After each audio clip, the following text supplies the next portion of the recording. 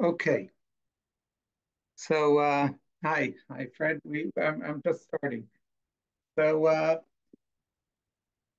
in the past few shiurim, we were dealing with the complicated aspects of Ilchot Ribit, and particularly of what we call the Teriska. Today, I'm not going to touch all that. We're going to return to it, but after I'm going to talk about something else this shiur, because if you remember, our aim is to get at the idea of how is halacha coping without having its original institutions.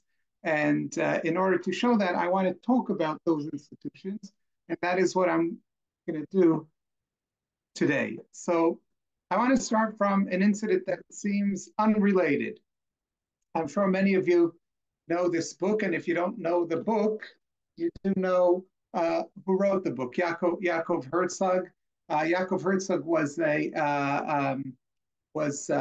he played many roles in the establishment and in the upcoming of the Jewish state, and for a few years was the ambassador in Canada. Now, why am I talking about his ambassador in Canada? Because when he was an ambassador in Canada, there was the very famous debate, the Herzog and Toynbee debate. So Toynbee was a historian, 1961.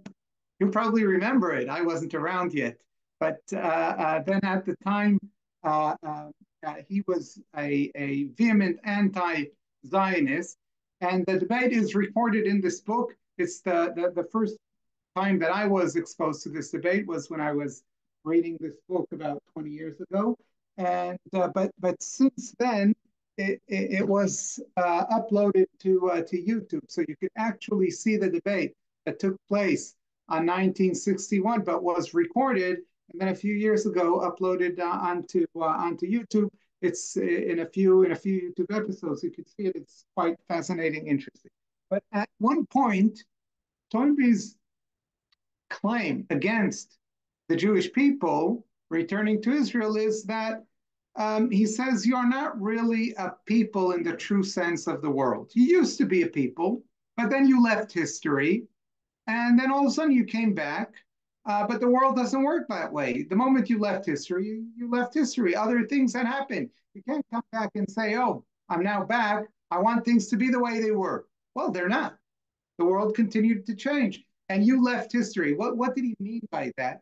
He meant to say, he used the word relic. He said that the Jewish people were for many years nothing but a relic, because a people are a group of people who have their own country, they have their homeland. You didn't really have a homeland. You were dispersed all over, and for some strange reason, you kept on shouting and kicking and saying, no, no, no, that's my country. But in reality, it wasn't your country, because by all means, you weren't there.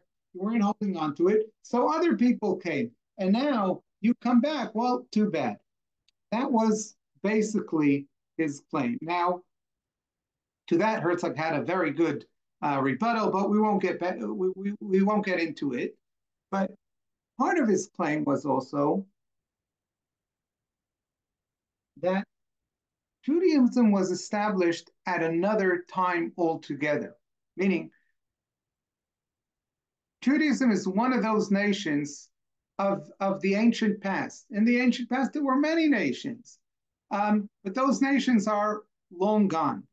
And today we have other nations. Now, but in the fundamental sense, what he says, what we call today nations is not what the ancient world called nations. And therefore, in that sense, we are trying to fit. It's like what do you call those games when you have different shapes that you fit into you have to match shapes. So it's like we're trying to bang a circle through a square, or a square through a circle. It's not what we call nation today is a square compared to what was a nation then, which was a circle, or the other way around. Meaning the fact that there is some sort of continuum, and today we call nations. So what was a nation back then? A nation back then was a people that saw itself as belonging to a God, right? Belonging to a place, belonging to a God, having following and worshiping that God. That was a fundamental part of being a nation. And in fact, for us, that is, at least for the religious amongst us, and we are religious, right? We are religious Jews. So for us, being Jewish, a very strong component to it, we are God's people and we worship Hashem, we follow Hashem. That is fundamental to our Jewish identity. Now, today, it's a very interesting thing, but the Jewish people are probably the only nation in the world that is part of, at least partially, because not for all Jews anymore, but that's a new phenomenon. But until not a long time ago, for all Jews, being Jewish meant we worship Hashem. We are the people of Hashem. That is a fundamental part of what it means to be Jewish. Now, today, that would be unique to Judaism, to the Jewish nation. But if you go a few thousand years back, that is not unique to Judaism. That is what it means to be a people. What does it mean to be Knani? That means I worship Baal. Baal is my God. That is the God of the Knani. What does it mean to be a Philistine who lives in Kiryat Gat? My God is Kmosh. That is what it means to be a Philistine. Meaning, there was no distinction between the religious component of our identity was not only part of it, it was the fundamental part of our identity. Meaning we would first and foremost express ourselves in religious terms. That's what it meant to be Jewish. That's what it meant to be Knani, Philistine. Today, but here we are, a relic from the past in the sense that we still, what does it mean to be Jewish? Well, I'm the Jewish people. We worship God. Oh, what does it mean to be American? What do you worship someone? Does that it's apples and oranges. Meaning, what we call today people and nations are something else. It's a different category. Yes, right. It's groups of people, right? But it's something so different. You can't really talk in the same sense as that's what it means to be that when we say we belong to the Jewish people, it's not the same thing as saying I belong to the British people or to the English people or to the Canadian people. These are totally separate, different categories. It's not the same. So this is what Toynbee claimed, and Toynbee tried to use it against the people of Israel, while I think it could be used for the people of Israel. But let's not get to it. But those two, I think he did have a point. He was definitely anti-Zionist, maybe even anti-Semitic. Doesn't matter. But this point, he was right. When we say we are Israelites or we are Jewish, we mean something fundamentally different to just saying this is our nation in the sense like you are English and I'm Israelite. No. It's not the same. Israelite and English, Jewish and British are not even in the same category. Okay, but that is for we could take it to much other places. But the point I want to make here, I'll explain. You'll see in a moment. By the way, this is true not only to nations but also to religion. People make a categorical mistake by thinking in categories, meaning, for instance, when people think of Islam as a religion in the same sense that they think of Christianity as a religion, they make a categorical error. Why is that a categorical error? Because Christianity recognizes itself and defines itself as a religion as opposed to a political movement. In today's modern world, Christians will see themselves as they'll define their Christianity as their religion, and politically they could belong to here, they could belong to there. These are two separate questions. That is because in the Western world, and Christianity being part of the Western world, these are separated categories. So you apply certain principles to a religion which won't apply to a political movement, for instance. So, for instance, religious groups have freedoms and rights that a political movement won't necessarily have. But to view Islam in that sense, for instance, as a religion and not as a political movement, that is a categorical error, because Islam views itself as a religion which has a political agenda. And therefore, to say, oh, but it's a religion, therefore we must ignore its political agenda, that's a categorical mistake. But we won't get into it right now. I just wanted to point it out, since we're talking about nations, as that we might say the word nation, but we mean different things, because when we speak about Jews, we're talking about nations as it was in the ancient world thousands of years ago, because that is where we originated from, and we didn't change since, not at least in many ways. And so we mean something different than when people say the word nation in the modern world. And the same applies to religion, as I said, both also not only to the Muslims, but also that would be also true in regard to Jews in many cases. But we'll leave it at that for now. Now, why am I mentioning this? I'm mentioning this because going back thousands of years to when the Jewish people when we became a people, then being a people, a fundamental part of being a people is that we are the people of God. In our case, we believe, and this is unique to what was unique to our ancestors and to us today, is that we believe that our God he's our God in one sense, but he is also the God of the entire world in another sense. Other peoples didn't believe it back then, meaning when Philistine said, we are the people of Chemosh, then they didn't think that Chemosh is the God of the world. No, he's our God, and that's it. While Israelites believe, no. He's our God in one sense, but in another sense, he's the creator. He is the God of the world. Now,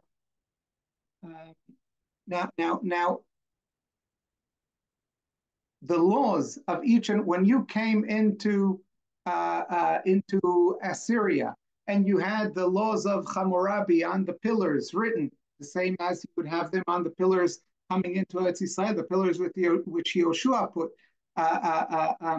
once they crossed the Yarden, with the laws of the people of Israel. These were divine laws, meaning the Israel had its laws that emanated from Hashem, that emanated from a revelation in Har Sinai to the people. And so too, when Hammurabi put his laws in his mind, these were the laws of that a God told him about these laws. Now, different to us, Hashem revealed himself to the people. There it was a king who told the people, Hashem, not Hashem, our God, whoever it was, revealed himself and told me these laws. But at the end of the day, everything was entrenched in religion and in the divine, and there was no separation of identity, politics, religion, law. It was all part of the same thing. Everything emanated from God.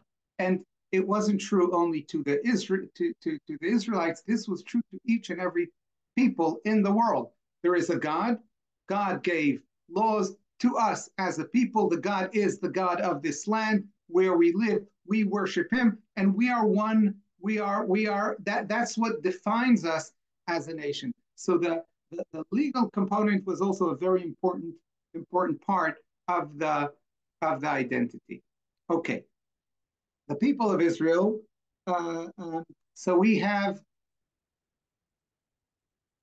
the institutions of law, so part of it comes from Hashem, part of it comes from people later on. Now, this is where this is where I want to I want to point another thing, and that is I'll soon connect the 2 points that I'm making, but I'm now making another point. And the other point that I'm making is this: 500 years ago, I'm a Jew, my neighbor is a Jew. We get into some dispute over, I don't know, some neighbor dispute. Where do we go to straighten out this dispute? To the Beit Din. Now, in most places, whether it was in Krakow or Cairo or Istanbul or wherever it was, the default place that we would go would be to a Jewish court, to a Beit Din. And in many places, if the two litigants were Jewish, they didn't even have a choice to go to a different court. No, the Jewish court is where they go. That's the default, and sometimes that's the only possibility. That means to say that there were still institutions, yes, that Jewish legal institutions were real and had power over the Jewish people in most places in the world. And that's only going a few centuries back. Today, if two Jews have a dispute, I have a dispute with my neighbor, where do we go? What is the default?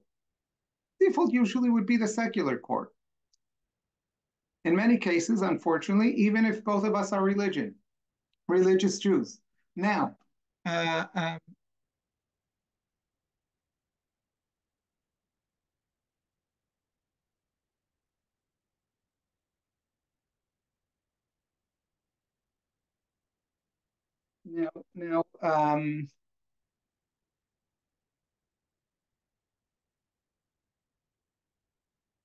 if we choose that we do go to Beit Din, it would be out of our own.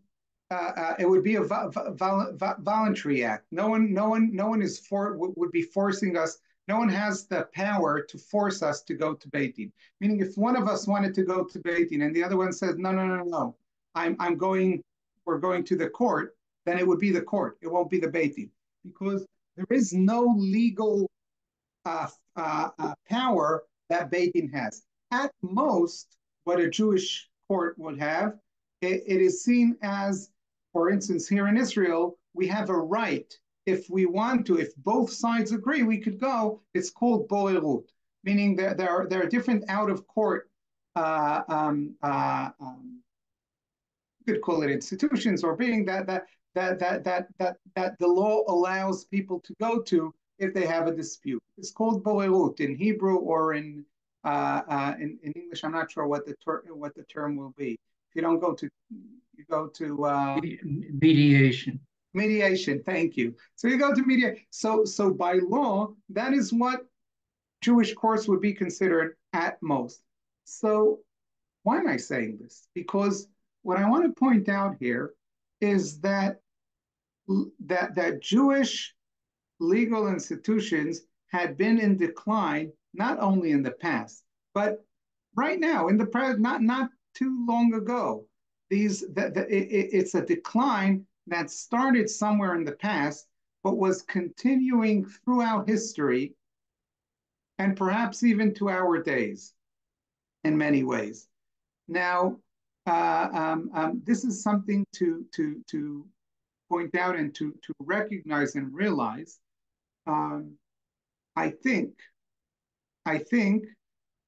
sometimes, because Baruch Hashem, the good things that are happening to us in the past generations of us restoring our independence and gaining back Eretz Yisrael, we don't recognize the things that we are in the meantime still losing. If you will, if you want, let me bring another example for to illustrate this. In the past decade or two, Bibi Netanyahu had his eye constantly on one ball, and that was he doesn't want Iran to get a nuclear weapon. And he constantly had that as his aim. And he was working on it, working on it, working on it. In the meantime, not realizing that because he's focused on that very important matter, many things that seemed unimportant to him in the meantime were lurking on the side and gaining power. And all of a sudden you have the Hamas that is this big power and the Hezbollah that are this big power because he was focusing on what he was thought was important. But in the meantime, you have all these other processes in the background happening that are also happening and are also causing a lot of problems and are also very dangerous.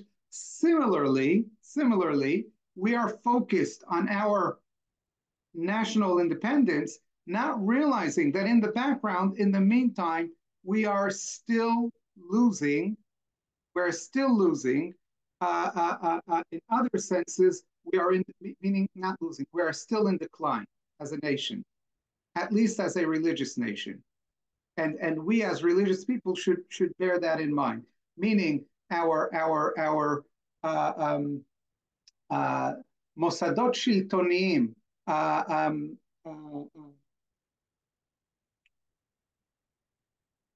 institutions of every nation has its institutions. It has its political institutions, its national institutions, its legal institutions, judicial, etc. And in that aspect of judicial institution, the one branch, if we will, that somehow still remains throughout our galut is actually reaching its last stages of decline as we're speaking.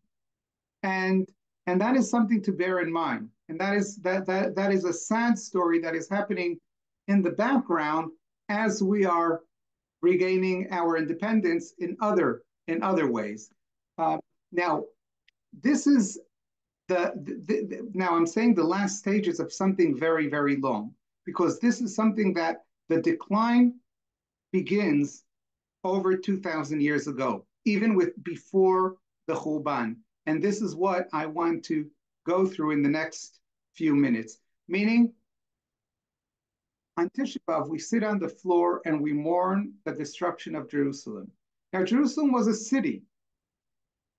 And in the city, there was a temple. And we mourn the destruction of the temple. We mourn the tragedy of the people being killed, the physical city being destroyed, but also it's the governing institutions that were there, the governing institutions of Torah that were there. That is also part of our mourning. But those governing institutions were not destroyed in the same sense that other aspects of Yerushalayim were destroyed, meaning the physical city was destroyed. The temple was destroyed, and there was no tachlif, there is no alternative temple. I mean, there is Batei Knesiyot that we worship, but there is no temple. However, the Sanhedrin, for instance, was not destroyed with a destruction of Yerushalayim. There was a decline, but a decline that started before the destruction, that as we will soon see, and continued after the destruction, but it was gradual. It wasn't a dichotomy between here's a temple, boom, it's burnt, it's gone. There wasn't here's a Sanhedrin, it's destroyed, it's gone. No. The Sanhedrin continued. And even once it stopped, it wasn't a stop of any judicial or even legislative body as the Sanhedrin, because other institutions took its place. There were the great yeshivot in Bavel, etc., etc. And then it was a gradual decline throughout history that took over a millennia for some of it to happen. And even as we go on, and as I just showed before, part of that decline is really our days, like not too far ago happened, especially in the judicial, from a judicial point of view, if we're talking about the ma'amad of Batei Din in the Kehilot throughout the Galut and the ma'amad of a Beit Din today, right? So that is quite recent. That is quite recent. So we have this gradual decline of governing and legal and judicial institutions throughout. Now these governing and judicial institutions, these are religious governing and judicial institutions. It's not stam, okay, these are our national things. This is where the Torah of Hashem is. This is the connection of the people to Hashem, is through its halachic life. And part of halacha is that you have institutions that impose halacha on the people. That's very much part of what it means. Today we think halacha is this private thing between a person and Hashem, because in reality that's what it is. But it's not what it was throughout history, and definitely not when you have a community keeping halacha, when you have a nation keeping halacha, then the institutions are also halachic in that sense. And that is a thing that is in constant decline ever since the destruction of the temple, and is I don't know, can it decline even more than where we come to, where we are now? Maybe it could. I don't know.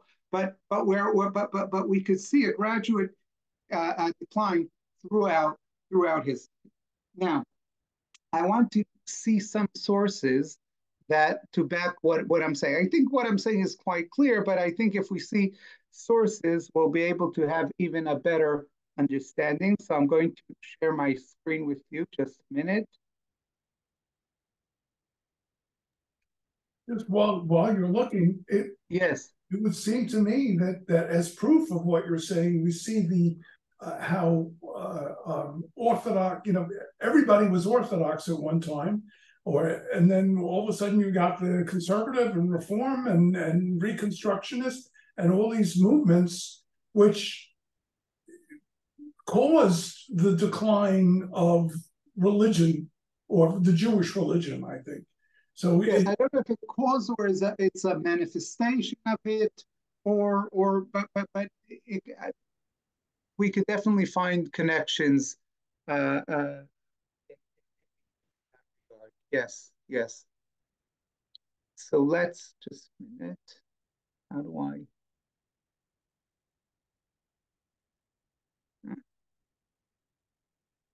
Okay.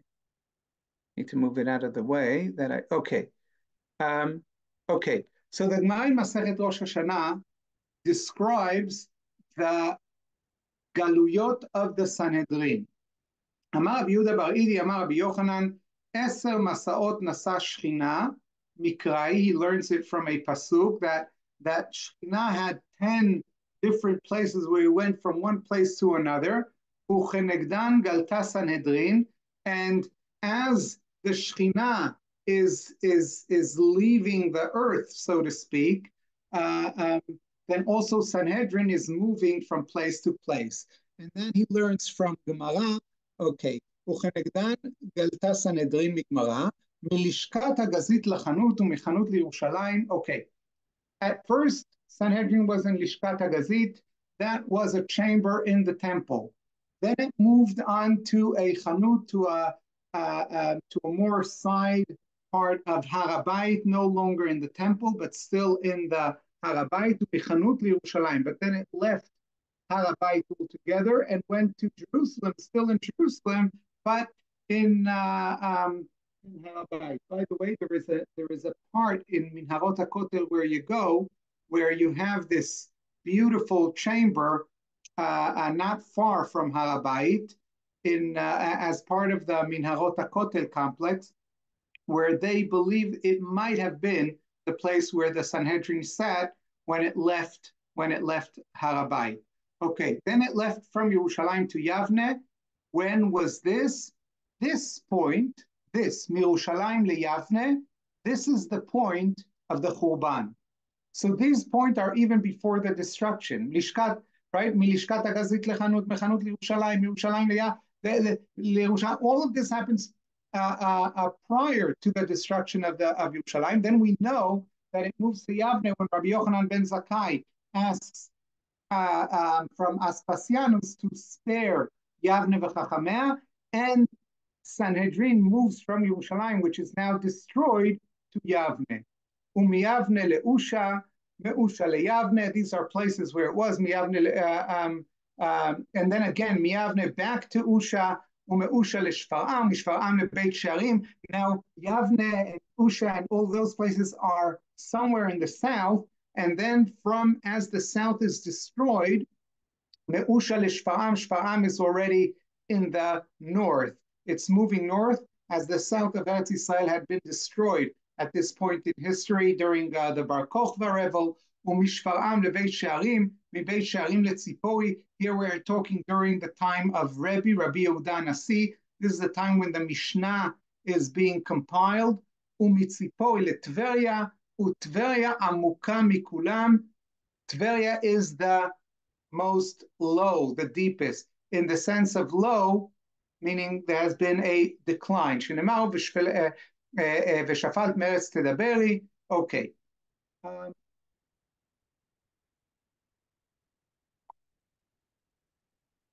So this is the decline outside. I'm sorry, in Eretz Yisrael. But then at that point, when it reaches Tveria, when the Sanhedrin reaches Tveria, that is during the days of Rabbi Yochanan, not Rabbi Yochanan ben Zakkai. Rabbi Yochanan ben Zakkai is at the point when the Sanhedrin moved from Yerushalayim to Yavne. But then there is another point when the Sanhedrin moves from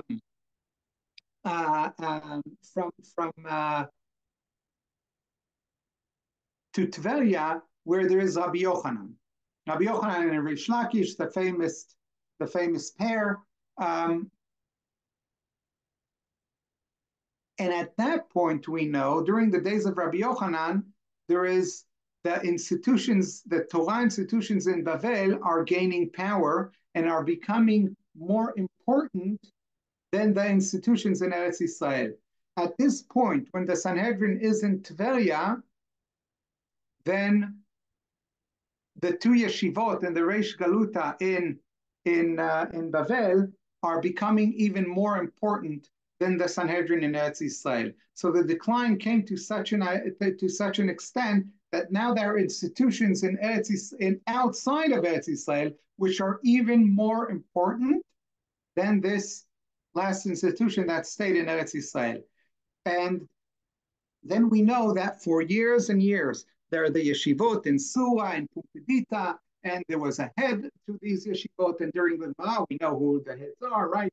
So it's Rav and Shmuel, and it's Rav Yehuda, etc., until the last days of Ravina v'Rav Ashi, where the Gemara tells us Ravina v'Rav Ashi sof hora'ah.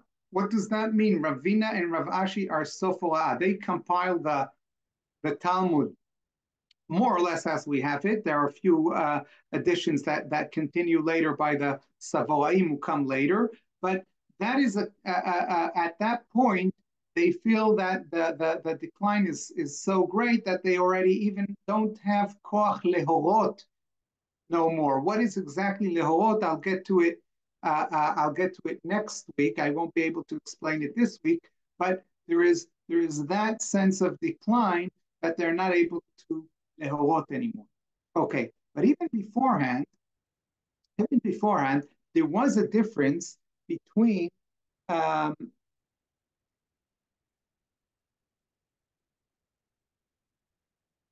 yeah, I won't see it inside. I'll say it. I'll say it. We'll see it inside later.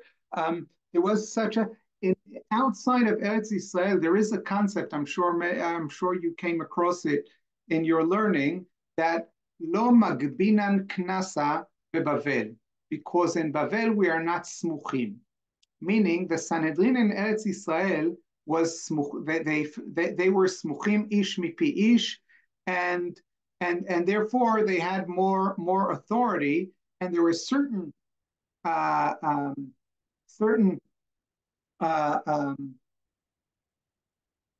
legal claims that in Eretz Yisrael the smuchin worked according to, but the Beit Din in Bavel didn't work according to, because it didn't feel it had the power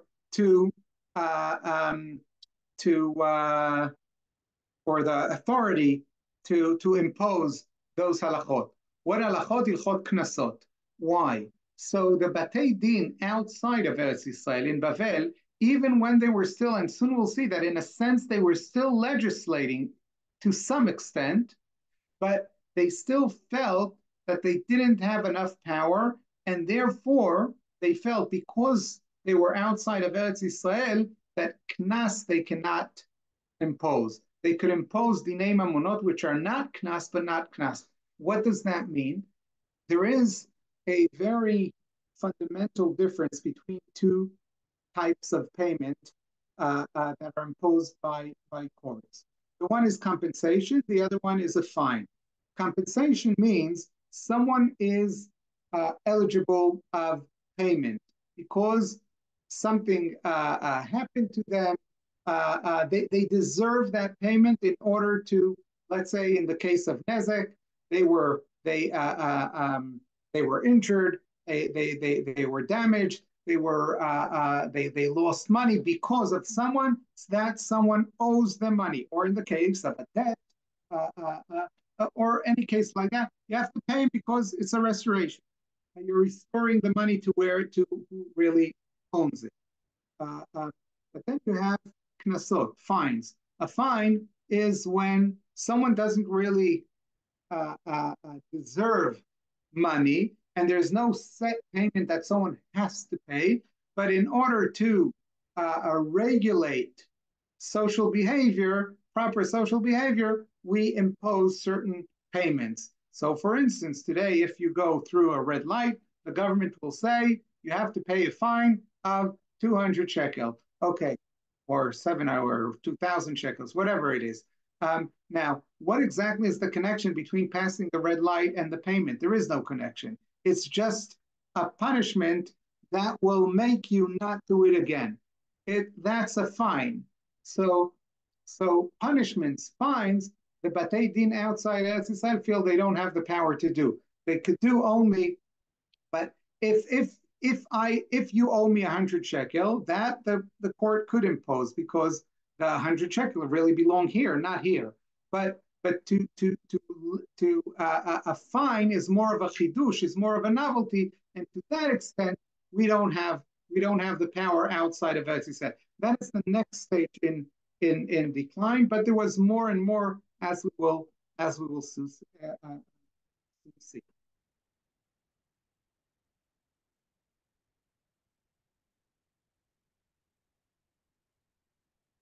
Now, this is a very interesting book. I have a book here. It was printed in Vienna in 1879.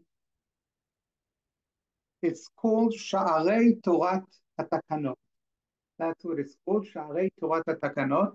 Here, I could stop sharing now because I'm now going to talk about this. Okay, Sha'arei Torat HaTakanot by a Moshe Aryeh Bloch. He was a Hungarian rabbi. He belonged to what in Hungary are called the neologues. The neologues are somewhat close to what we might call today the conservative movement, or maybe somewhere between the Orthodox. They weren't an official movement, but they were the more masculine part of European pre-war European Jewry. Now he wrote this book. It's called Sha'arei Torat HaTakanot, and these are the different takanot that we find from the days of Yoshua until the very, very late days of the Talmud. Now, what are takanot? Takanot are edicts, and that is to say that we have in the Torah, we have the Torah itself gives us mitzvot. Hashem gave us many mitzvot. But then there were immediately after, even Moshe Rabbeinu, there are certain takanot that the Gemara says that Moshe Rabbeinu established. And then Yehoshua, and then afterwards, and then Shlomo, and then David, Shlomo, etc., Shmuel beforehand, and then later on Ezra, and then on Sheikh Knesset Agdolah, and then throughout the days of the Tanaim, we have various takanot, and these takanot are basically is basically legislation. So we have the process of legislation doesn't end with the giving of the Torah. The giving of the Torah is sort of the Constitution. That is the divine. That is divine, and that you cannot change. But that so-called Constitution, that very the Torah gives power to Chachamim throughout the generations to continue and legislate. And we have a lot of legislation. So the Gemara, an interesting such legislation is already mentioned by the Gemara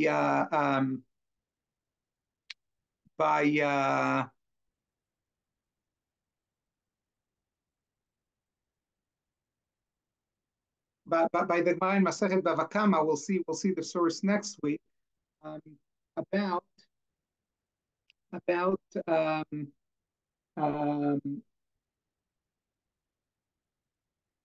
are 10 takanot or 10 tnaim that that Chazal say that Yoshua established.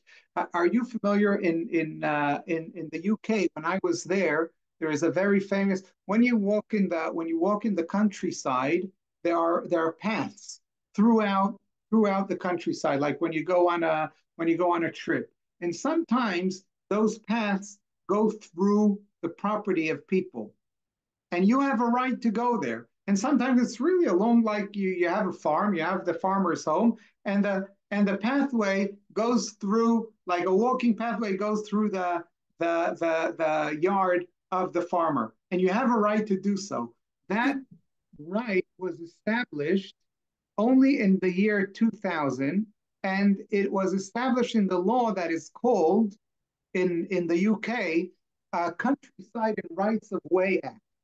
Yeah, so the Countryside and Rights of Way Act was in 2000, in the year 2000, and that was established, and that gave right to people to go through wherever there's a pathway, even though it goes through someone's property, you're allowed to go through it. Now, where does that come from? So that went throughout of an attempt to sort of, let's say, democratize or to make people, the land, the country belongs to its people. So even though there is rights of their property rights, even though you might own a patch of land, so certain rights you cannot take away from the public.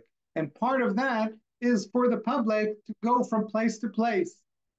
Okay, now that was established in the year 2000.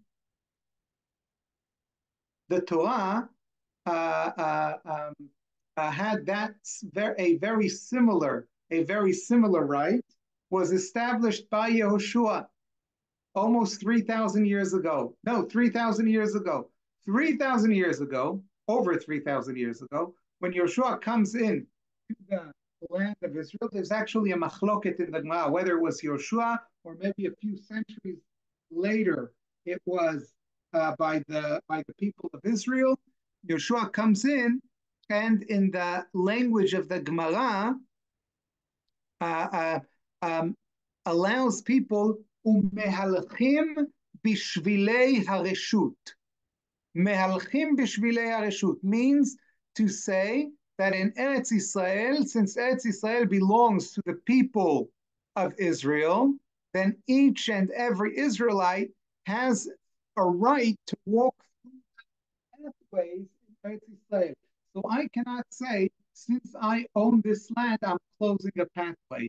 No, if there is a pathway that has been established here throughout time, so even though it's part of my property, I must allow the people to go through. Now that is a takana that is not in the Torah in anywhere. But Yehoshua, when he gives the land to the people of Israel, these are part of the conditions that he gives it to the people of Israel. So that what I want to bring by the example which I want to bring by this, and I'll elaborate about it a bit more next week, is that we see that takanot, legislation, new regulations are introduced by the Torah leaders already from the days as early as the days of Yoshua, and it continues throughout the generations. And that legislation stops at a certain point. There's a slow decline until it's stopped. But then what continues even after the legislation are the judicial institutions. But at a certain point, even they gradually lose their power throughout our history. And some of that power, mamash, in very close to our days, that they actually lose that power. So we'll see a bit more about it next week. So I was all over the place this week because I wanted to get to the point, and now I'll connect all what we were all that I was talking about today. That first of all, when we speak about when we talk about keeping halacha, it's traditionally, it has been until very recent an essential component of what it means to be Jewish. And keeping halacha was not something personal alone, but it was something communal, national, in the sense not only to regulate my obligations as an individual to my community or nation, but there were actually institutions that saw it as their business to impose that connection upon me. The only way of me to get away with it was to escape my nation. But as long as I'm in a nation, there are institutions that have power over me, and that is something that we have lost. And in that sense, until not a long time ago, and this is something that is very important for us to understand before we move on, and that is that this dichotomy between religion and state, or between religion and politics, does not really exist within the Jewish tradition. Not only does it not exist, it runs contrary to the Jewish tradition that sees these two things as very connected, because the Torah, that is exactly what the Torah is, amongst other things. It's a political, it has a political component, it has a governing component, institutions, etc., etc. All of that is part of what it means and part of what it meant until not a long time ago to be Jewish, and that has been in decline. And now the question is, how are we going to deal with it? But next week, I'm going to elaborate a bit about all the things that I said now, connect them together, and then connect it to what we saw in the past shiurim about the history of ribit, and how that ties into all that we saw until now. Be'ezrat Hashem will make those connections next week, Be'ezrat Hashem. So if there are any questions, then I know we're a few minutes late, but I'll take a few questions if there are before we go on to the break. I'm guessing at the next step, but why wouldn't the same rules of logic that we're applying to ribbit apply to other areas of halacha? So that is exactly what we're driving at. We'll get there. As you guessed, that is the next stage. I won't be able to stay for the next year, so I apologize. Okay, so I'll send you the. Oh, you mean today? Okay, yeah. There'll be a recording, so if you want. Great. Thank you very much. Okay, pleasure. Thank you.